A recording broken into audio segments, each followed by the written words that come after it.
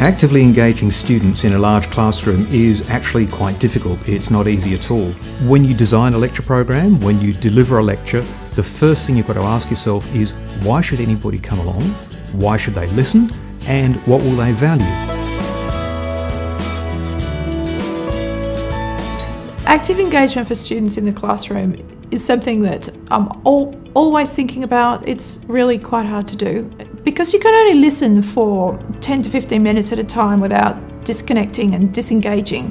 I try and change the pace, so I'll talk for 10-15 minutes and then I'll get the students to do a really short question. So we do examples every single week, and then after every example we'll do a your turn question.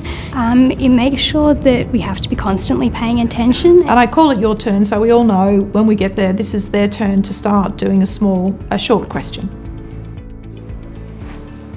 All right. So just want to give you a couple of minutes to see if you can work out. This is a slightly simpler example than what I've just done because the force is only in the 100 newtons is only in the X direction. So have a go at that, couple of minutes, and we'll see what you get for S2. So some of the things that I do to ask questions, sometimes I ask for a show of hands, and sometimes if we're doing a tute question, I'll ask for a number. Anybody get 32.5 Newton meters? Oh, good job. I think that, well, that agrees with my answer, so let's see. If you didn't get that, perhaps we will see why in a minute.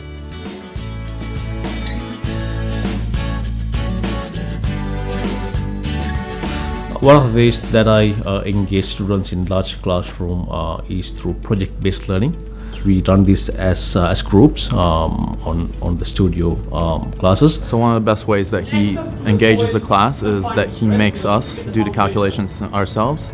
I let them to work it out, giving advices how to proceed with, then they get the answers by themselves. He'll write out the equations that we need to use, tell us everything we need to know for them, but he won't ever give the answer. He will wait for someone in the class to figure out what it is and tell the answer. Yeah, he engages everyone to work in a group because he always asks like who got the solution, and he asks different ones, not only the same. That's quite important for me.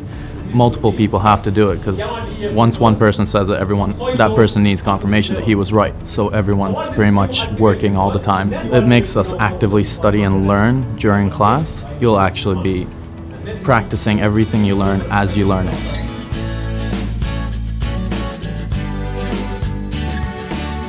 Probably the thing you've got to think about most is, what do students value? For me, I find employability is an extremely good lever. PJ does something that a lot of the other lecturers don't do, and that's really prepare us for industry.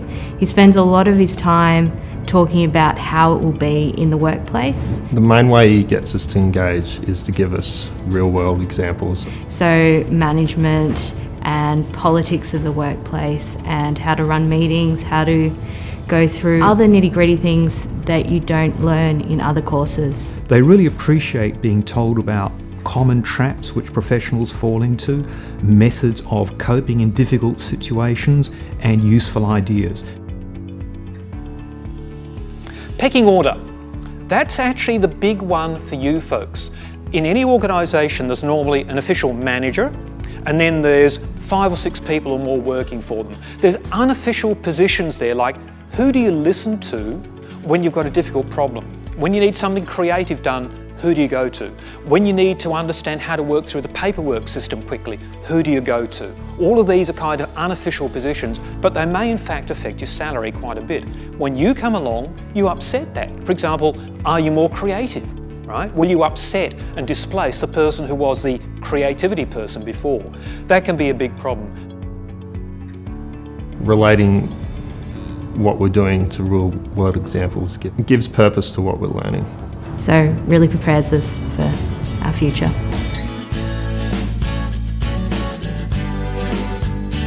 Something else that I do to encourage students to be motivated, engaged in their learning is to be really approachable. So always encourage them to email me, to come and ask questions. I found that it's really important to have the interaction between myself and the students, and they really expect the help, assistance, and making us available for their need. I think he's very friendly to the students, and like if anyone has a question, he's directly there and answer your question in a very good way. So he takes time to take questions from all the students and makes sure that everybody understands what's happening. So I make myself available for the student discussions, even after the class, as well as any time for their availability. So I thought that students really appreciate that flexibility from my end. So I just really try to be very encouraging always to any questions. If they're convinced that you honestly care about their progress, that you're happy when they succeed, that makes a tremendous difference to them. He generally makes it easy for us to answer questions, even if we're getting it wrong, even if the question is hard. Going up and having a go at answering a question is very much encouraged. Engineering is not known for being the most exciting course. In a lecture scenario, students are not able to read a lot of words, particularly when you're talking in front of them. There's a lot of maths, there's a lot of, it's kind of bland. So I try to make my lecture more interactive, more engaging. Ricky engages with our learning by using himself as a prop. A lot of the time he'll use his own body. We do a lot of motions like this to sort of make the point that he's been trying to make all lecture. Yeah, it's all very visual.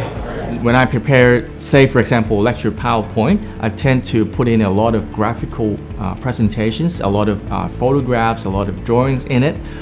Ricky Chan is definitely engaging by giving more information, by giving detailed information, by being super clear about what he's saying. So the graphical presentation basically will aid my presentation. He also, is pointing and flying around the lecture slides without actually looking at them and reading. He knows what's behind him without having to turn around, speaks with the class. He definitely keeps you engaged for the full 2 hours. It's great.